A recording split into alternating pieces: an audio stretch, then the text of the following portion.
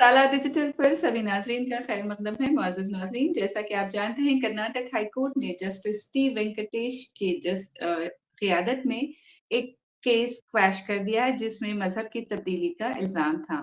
इस सिलसिले में बात करने के लिए दरख्वास्त गुज़ारों के वकील अनवर अली नदाफ़ हमारे मेहमान हैं। अनवर अली, आपका प्रोग्राम में इस्तक़बाल है। जी, शुक्रिया। अ, अनवर अली, मैं सबसे पहले ये जानना चाहूँगी कि इस दरख्वास्त गुज़ारों के वकील के नाते ये पूरा केस क्या है? हुँ, देखिए ये पहला केस नहीं है जहाँ पे एंटी कन्वर्जन के तहत एफआईआर की गई थी। जी, इस तरह से इससे पहले भी बहुत सारे केसेस हुए हैं। जी। वो इस बार का मुद्दा थोड़ा अलग से रहा। हुँ, यहाँ पे जो पेटिशनर्स थे जिनको एफआईआर के तहत अक्यूज़ बनाया गया था, उन्होंने जमखंडी के एक मंदिर के करीब जाकर लोगों को किताबों को तक़सीम कर रहे थे कि हुँ, इस्लाम क्या है, इसके बारे में हुँ, उन लोगों को समझा रहे थे। और हुँ, इसके साथ में वो ये भी समझा रहे थे कि डाइवर्सिटी ऑफ रिलिजन कैसी होती है और बसवण्ण जी ने इस्लाम के बारे में क्या कहा है। इन हुँ। सारी चीज़ों को भी उन्होंने रखा था। हाँ, लेकिन एक पर्सपेक्टिव होता है कि किसी को किसी तरह से नीचा दिखाने के लिए कुछ मुद्दों को दिखाया जाता है, कुछ मुद्दों को नहीं दिखाया जाता है। यानी कोई ख़ैर इस तब्लीगी मामले में जमात का ग्रुप था जो तबलीग कर रहा था। नहीं, ऐसे कोई हुँ, तबलीगी जमात हो या कोई जमात इस्लामी हो या कोई देवबंदी हो, नक्शबंदी हो, सहरवर्दी हो, सुन्नी ऐसे कोई नहीं है। जी। ये कुछ हुँ, मुसलमान हैं जो सामने वालों को दावत देने का काम कर रहे हैं, ओके। प्रोपेगेट का काम कर रहे हैं, जो हुँ, कि उनका फंडामेंटल राइट है। हुँ, इसी तरह से कोई भी गैर मुस्लिम हो, हिंदू हुँ, हो, सिख हो, क्रिश्चियन हो, पारसी हो, जैन हो, अ, ईसाई हो या यहूदी हो, वो भी किसी और को अपने मज़हब के बारे में दावत देने का काम कर इख्तियार सकते से, हैं। ये बिल्कुल बिल्कुल। हुँ, इख्तियार है, कॉन्स्टिट्यूशन में ये राइट दिया हुँ, गया है। आर्टिकल 25 बिल्कुल। के तहत हर किसी को इख्तियार है। अब यहाँ पे जो वारदात पेश आया है जमखंडी में, वो जैसे आम तौर पे किसी को भी दावत दी जाती है, उसी तरह से इन्होंने भी काम किया था। बट हुँ, इसको हुँ, थोड़ा अलग नज़रिया देकर सामने वालों को डराने की भी कोशिश की जाती है इस तरह के एफआईआर करके। बिल्कुल, तो वही बिल्कुल। कोशिश हुई थी। इसी हुँ, के बावजूद हमने हाई कोर्ट में अर्ज़ी लगाई कि ये जो एफआईआर है ये मेंटेनेबल नहीं है, क्योंकि हुँ, वहाँ पे किसी का कन्वर्जन नहीं हुआ है, पहली बात। दूसरी बात, अगर किसी का कन्वर्जन होता है, तो उसको चाहिए कि वो कंप्लेंट को लॉन्च करे। हुँ, अगर ज़बरदस्ती किसी के साथ में कन्वर्जन हुआ है और वो इस हैसियत में नहीं है कि वो कंप्लेंट करे, तो हुँ, वो उसके नेक्स्ट रिलेटिव्स जो हैं या उसके जो भी रिश्तेदार हैं या हुँ, उसके कोई दोस्त और अहबाब हैं, वो लोग एफआईआर करवा सकते हैं बनिस्बत ये लोग एफआईआर नहीं कर सकते जो कि वहाँ पे बैठे हुए हो, रुके हुए हो, देख रहे हो, जी। बायस्टैंडर्स जिसे कहा जाता है। हुँ, हुँ, वो लोग एफआईआर नहीं कर सकते। ये कानून में क्लियर है और हुँ, इसी के तहत हमने हाई कोर्ट में पिटीशन लगवाई कि जो शख्स ने कंप्लेंट किया है, उसको ना ही दावत दी गई है, ना ही उसको कन्वर्ट किया गया है, ना ही कन्वर्ट करने की कोशिश की गई है। वो तो बस सुन और के ना ही जाके वो कंप्लेंट किया रिश्तेदार है किसी का। कि इसी का रिश्तेदार है। हुँ, इन्हीं चीज़ों को हुँ, मद्देनज़र रखते हुए हाई कोर्ट ऑफ कर्नाटका ने जो है वो पिटीशन को हुँ, पेश किया है। बिल्कुल हुँ, इसी तरह से इससे पहले भी एफआईआर हुई हैं इस हुँ, मामलों में और हाई कोर्ट ने उस वक़्त भी जो है उन पिटीशंस को सॉरी एफआईआर्स को क्वैश किया है। हुँ, हुँ। अच्छा, क्या अदालत में कोई ऐसा पुख्ता सबूत पेश किया गया था जो इसकी तायीद करता हो कि वाक़ई में ऐसी कोशिश की गई थी उनकी तरफ से? उनकी तरफ से यही कोशिश थी कि जो किताबों को उन्होंने तक़सीम किया था, जो पैम्फलेट को उन्होंने बाँटा था, हुँ, हुँ, उसी को उन्होंने दिखाने की कोशिश की थी। हालाँकि उससे कुछ चीज़ साबित ये नहीं होती है कि वो लोग कन्वर्जन किए हैं। अब फ़र्ज़ कीजिए बैंगलोर में एक स्टडी सर्कल है और हुँ, बैंगलोर में किताबों को तक़सीम किया जाता है, रास्तों पे खड़े होकर इस्कॉन के लोग भी किताबें देते हैं, गीता दिया जाता है। हमने खुद भी कई सारे बिल्कुल। पुराणों की किताबों को लिया हुआ है, मेरे पास भी है। ऋग्वेदा है, यजुर्वेदा है, सामवेदा है, अथर्ववेदा है, पुराण है, गुरु पुराण है। हम भी पढ़े हैं, तो पढ़ना चाहिए, लोगों को एक-दूसरे को देना चाहिए, ये मेरा पर्सपेक्टिव है। अगर हम किसी और के साथ में किसी मज़हबी ताल्लुकात को बढ़ाना चाहते हैं, तो सबसे पहले चाहिए कि वो अपने पहले मज़हब को पढ़े और द बिल्कुल, सामने वाले को उस मज़हब को समझाए। बिल्कुल। समझाने और समझने के लिए कोई रोक-टोक नहीं है, सिर्फ़ रोक-टोक वहाँ पे है जहाँ पे किसी को इंड्यूस किया जा रहा हो, कि हम ज़बरदस्ती। तुमको पैसे देंगे, तुम इस मज़हब में आ जाओ। हम तुमको लड़की देंगे, हम तुमको लड़का देंगे, हम तुमको पैसा देंगे, हम तुम्हें कहीं घूमने के लिए बाहर वेटिकन सिटी भेजेंगे या दुबई भेजेंगे, ऐसे जहाँ पे चीजें आती हैं, नेपाल भेजेंगे, तो वो गलत है। इंड्यूसमेंट नहीं होना चाहिए। अगर किसी को कोई और मजहब पसंद आता है तो उसको बिल्कुल इख्तियार है कि वो कोई भी मजहब को फॉलो कर सकता है। सर, क्या आपको लगता है कि इस फैसले से जो है मजहबी आजादी की को जो है आईनी हुकूक को तक़वियत मिलती है?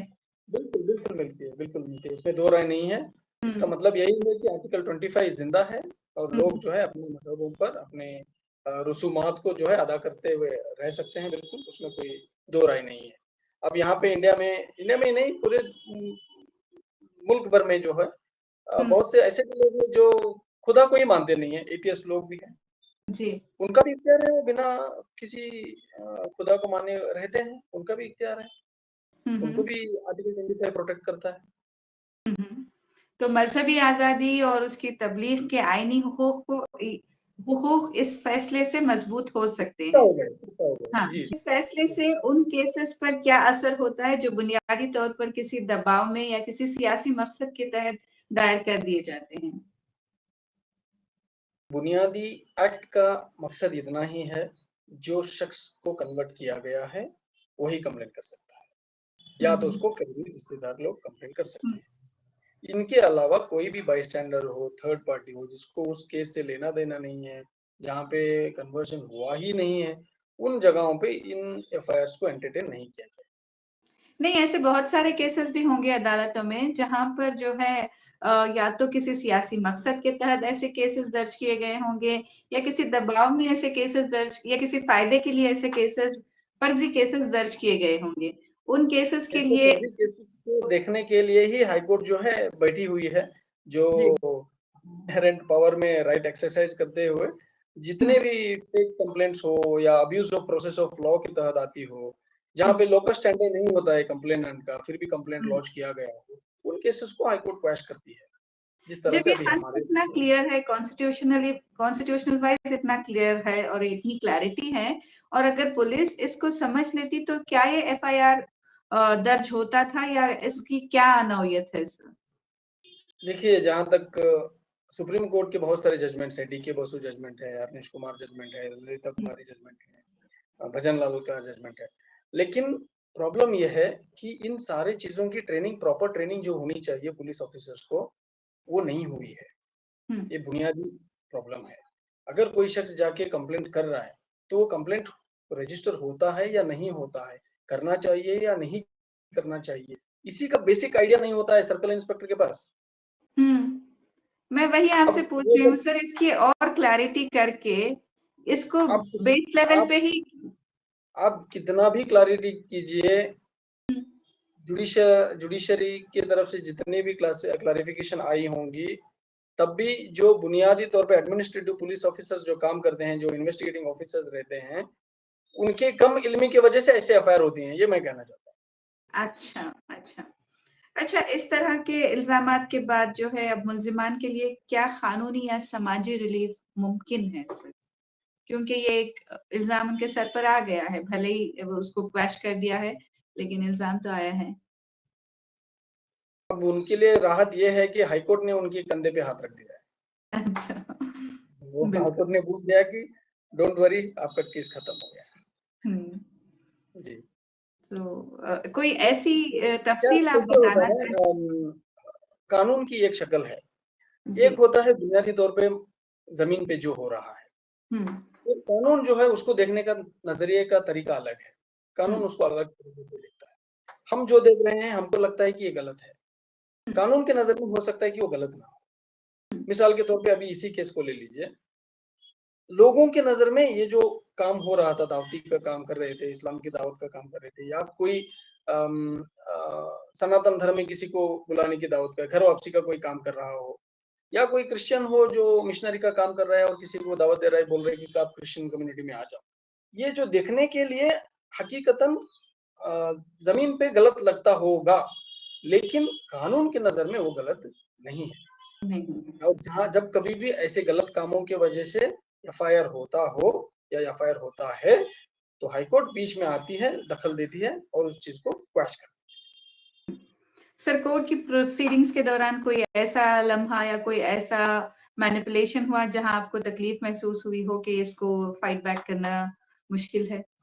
नहीं, वैसे कुछ भी दिखा नहीं। शुरू में कंप्लेंट पढ़ने के बाद में कुछ चीज़ें अलग नज़रियात में आती हैं, क्योंकि जजेस हो या वहाँ के हम भी हो, काउंसिल्स हो, हम भी इंसान हैं, थोड़ा बहुत सेंटिमेंट्स आगे-पीछे होती हैं, लेकिन कानून जो है वो अपनी जगह पे दुरुस्त है। हुँ, और जब जज बैठे हैं, तो वो कानून के तहत ही इंसाफ करने के लिए बैठे हैं। वो अपनी और तरफ से आखिरकार अपनी फीलिंग्स को जीत सच्चाई ज़ाहिर की होगी। नहीं कर सकते। हाँ, बिल्कुल, सच्चाई की तरफ ही आना होगा, कानून में हुँ, जो है वही देखना होगा। भले जी, इल्ज़ामात कुछ भी हो, लेकिन कानून जो कहता है उसी को करना है। जी। बहुत-बहुत किसी शुक्रिया को सर साला डिजिटल जी, उर्दू के साथ ये प्रोग्राम करने के लिए और जी, सारी तफ़सीलात फ़राहम करने के लिए आपका बहुत शुक्रिया। शुक्रिया।